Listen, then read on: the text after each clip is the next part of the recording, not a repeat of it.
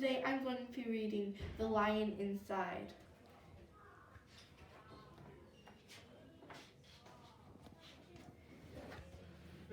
In a dry, dusty place where the sand sparkled gold stood a mighty flat rock and a craggy old. And under that rock, in a tiny full house, stood the littlest, quietest, meekest brown mouse.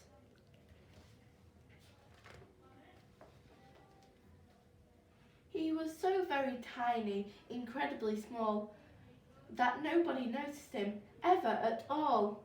Hello! Ow! He got trod on and sat on and missed out of for stuff, ignored and forgotten. Ouch! Yes, mouse life was tough.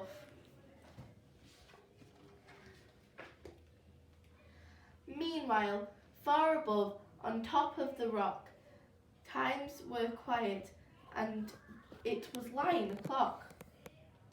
This huge toothsome creature made everyone sure everyone saw how important he was by how loud he could. Roar! Roar! He was head of the pack. He was shouty and tough. He loved showing the crowd he was made of strong stuff. Yes, all were impressed by the mighty King Cat. If only, thought the mouse, I could be like that, more like that. Then late one dark night, in the Minnie Mouse bed, the cleverest idea popped into his head. He jumped from the covers and held up a paw. I've got it, he said. What I need is a roar! Roar! I mean, what if the mouse with the weeniest squeak was a little more and the little less meek? Well, he'd still be the smallest, fuzziest brown mice, the smallest of the fuzzy brown mice, but he'd still make friends and join in, and his life would be nice. Yes, thought the mouse, I must find out how. I will learn how to roar, and I will learn it now. But gulp, oh my gosh, there was only one beast that could teach him this thing, but it might make me a feast. It was time to be strong, take a chance. After all, forever was such a long time to feel small.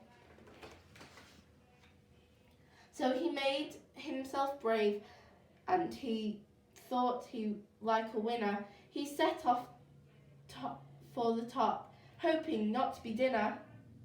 I felt like the scariest thing he could ever do.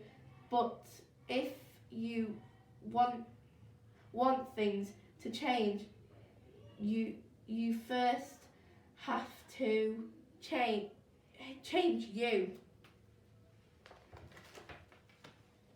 The further he climbed, the closer he got to the slumbering lion reclining on the top. Then at last he stood on his tippity toes.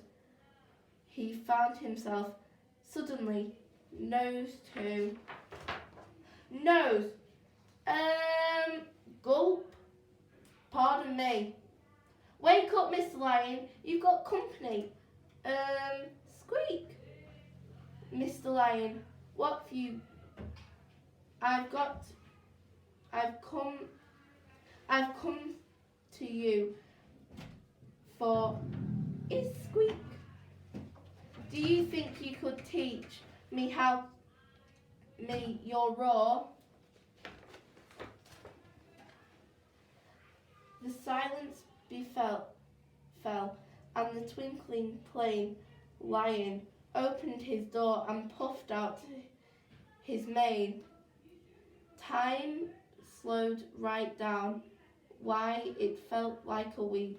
Then he opened his mouth and let out an eek.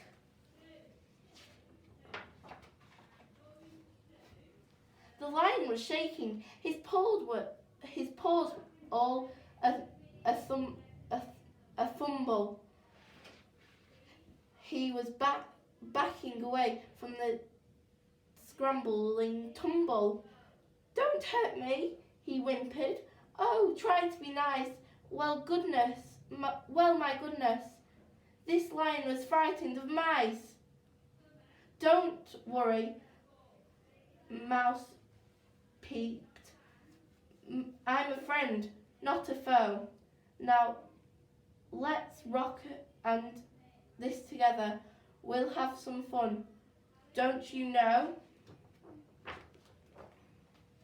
The magical moment for sure. When Mouse didn't feel at all small anymore, he had found this true voice and learned how to speak out. For that, you don't need to roar or shout. And from that day and always to be a pair. They don't like the rock. Now the rock was to be shared. The mouse little felt big, and in his head the lion still roared, but the laughter instead. Ha ha ha ha ha! That's the end. Yes, that day both learnt that no matter your size, we all have a mouse and a lion inside. That's the end.